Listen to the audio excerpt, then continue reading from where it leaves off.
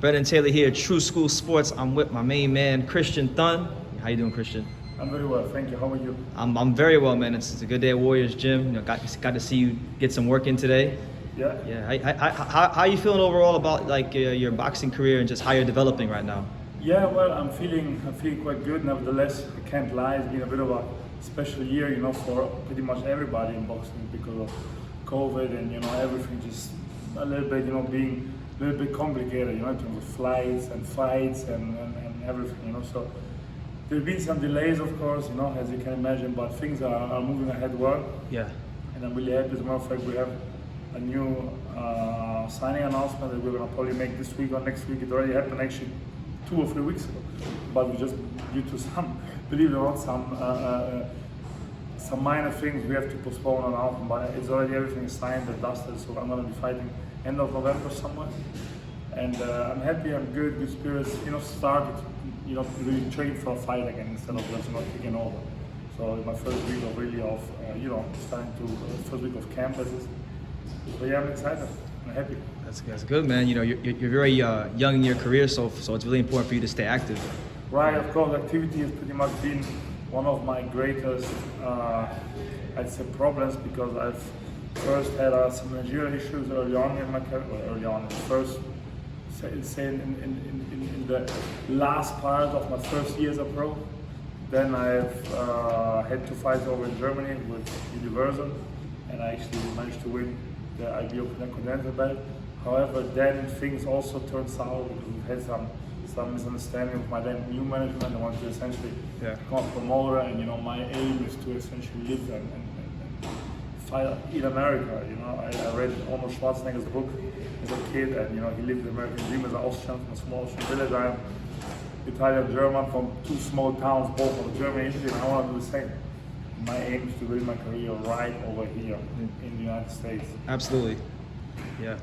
And you like what you I know for people that don't know, could you just give them a background on your career as an amateur and just what you've done in the pros so far? Sure. So as I just mentioned, I am half German, half Italian. My father is German, my mother is Italian, but I was raised in the United Kingdom in London.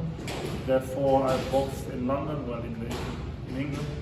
Most of my fights were there. I've boxed in the national tournaments in England. Unfortunately, I came up short against Olympic silver, however, probably soon to be awarded the gold medal, Joe Joyce. I've had a happy and good amateur career over there in Europe, a little bit in Germany, a little bit in Italy as well. But my dream was to, essentially become professional and, really make it big in the pro games in America. Absolutely. Yeah, man.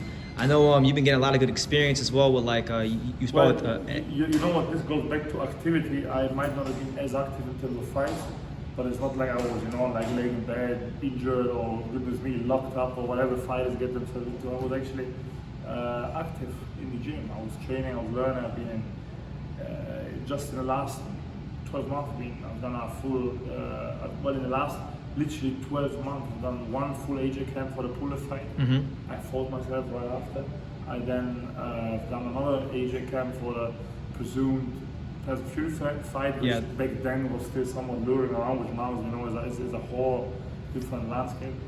I then pretty much was training with Tyson Fury from, I don't want to lie, I think mid-April of this year to early August. So I've had a lot of good experience sparring with him, training alongside him, sparring with all the other top boys, in Vegas, all of the other top prospects. Therefore, it's been somewhat of an inactive year, but it's also been somewhat of an active year. Depends how you see it. Yeah. It's a matter of perspective. No, exactly. For me, the glass is always half full. Half full, absolutely. Not half empty, half full. So let's put it this way: the glass is half full. Okay. As far as AJ, you mentioned doing camps with him. What would you say? What's he like in the ring? Because it's one thing to look from the outside, but when you go spar with these guys, you really have to stay. It's not. Let me just take a look and play and work a little bit on blocking. It's really, you really have to, you really have to fight. To kind of. When they catch you, they hurt you, big time. So it's one of those things. You cannot just play around with them or whatever. You really have to be sharp, and yeah, it's essentially to do.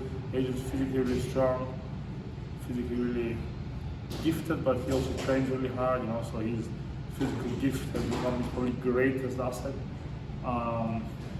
Yeah, I mean, his last fight was not really great, I'd like to say, but it still was somewhat of a you know, somewhat of a lesson, I think, for him. I was surprised to see Usyk afterwards bruised and marked up. He was just speaks for the power that AJ has, because I didn't really see him landed here and there a couple of shots. Yeah, but nothing crazy. Like it wasn't. Crazy. Yeah, yeah. Look at Usyk. He looked like he was, you know, like a car crash, touch wood. But you know what I mean? It's really incredible, really. So I think I think they might have the rematch. I think the rematch is gonna come differently prepared. He's gonna come prepared to really bruise Usyk up. And once again, Usyk is extremely talented, and you know we might see Correa again, or it's a coin toss between those top 3-4 fighters: AJ, Usyk, Wilder, I guess as well, and of course Fury. It really depends. You know, imagine if last night you couldn't sleep on it. You're gonna ring on a 2 hour sleep. We're all human at the end of the day. You know? Yeah. It takes something special to fight in front of 80,000 people on TV. Yeah, you know, you never know what. Perhaps it might have been as simple as AJ done before, just couldn't sleep, which he might have slept 9 hours perfectly, but who knows? You know, it might be a simple thing as well. So I'm sure we're gonna see a better AJ in the next fight. And as far as you're concerned, like, you know, how far do you feel like you are from being at that level one day? you know, I need definitely a couple more fights. I'm not gonna be one of those fighters with 40 fights. Yeah. I'm probably gonna have almost 3 or 4 fights, and I'm gonna probably be one of those guys gonna fight bigger fights with 10, 12 fights, believe it or not. You know, I've had a solid almost a career. I haven't done anything special like Olympics or so, but still I've been around the block. I've been in all gyms, I've sparred a lot, I've trained a lot. I've already went full 8 rounds as a pro on my 3rd fight. So I've really done. We've pretty much had an aggressive career path so far. Unfortunately, due to COVID and due to managerial issues and my dream to be in America rather than Europe, things got delayed. You know, it took a lot of time for me to come over here. As a foreigner, you need to get a visa, and you know, if you try to get a visa during COVID, so embassies are closed. You can imagine it's a nightmare. It's an absolute nightmare. Therefore, it took some time, and it's going to take some more time just to, of course, get there. But we are well on the way now, especially with the new team that we're going to announce for the next couple of days. And I believe that, you know, we are. You'll see, I'm going to be in big fights with 10, 11, 12 fights. Okay, so you're going to fast track. Yeah. You're going to be fast tracked. Right. Okay. You know, it's not because of I'm 29 years old, so within heavyweight, within reason, I still have a really good, still have a very good age for heavyweight. However, you know, it's a matter of, you know, getting the right fights, the right build up, etc. Being able to develop. Right. Yeah. Develop right. Absolutely. For people who have never seen you fight before, like that are gonna get a chance to see you fight soon, how would you classify your style? Like, why should people get excited about what? Well, I punch in bunches. I like to really land combinations. We try to do things behind the jab, but I really like to land 5, 6, 7 pieces. You can see on my. I believe my last fight, you know, we tried to really have me fight behind the jab and throw jab, 1, 2, jab, 1, 2, jab, 1, 2, but I struggle with that really. Therefore, if you fight before the last fight, you know, also 20 for a gentleman, a quite experienced gentleman, Jason Bergman, for Julian Park. Yeah, Jason Bergman, I remember him. But yeah, and you know, you can really see that within my own style of, you know, combination punching and countering, you know, and somewhat moving on my legs, I feel most comfortable. Therefore, I'm gonna have to go back to this style, and you know, you're gonna see some combinations which you only see from the likes of Benavidez or super middleweight, with obviously some steam given. Okay. Therefore, I would consider my style as a mover, puncher, boxer, combination puncher. So you just, you know, you're adaptable. You're very versatile. Yeah, well, I guess so. Yeah. I really do like to fight as well. Sometimes I like to get stuck in there a little bit more than I should. However, this I think it might not be the best strategy for me.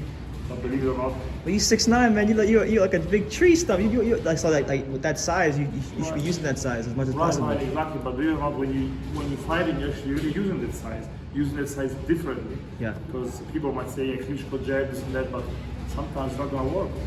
Like we've seen with Usyk against AJ the other day.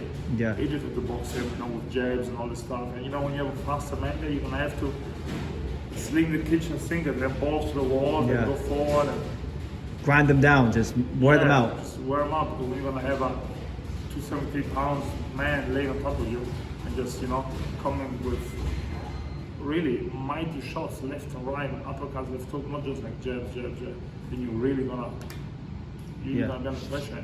I know the mentality, because the other guys might be like, fuck me, I have like 8 rounds left of this. So they might kind of get away with it 2-3 rounds, but when they're gonna be 4 rounds in, they have like 6, 7, 8 rounds left of this. It's hard. They start huffing and puffing, and they want to get out the ring.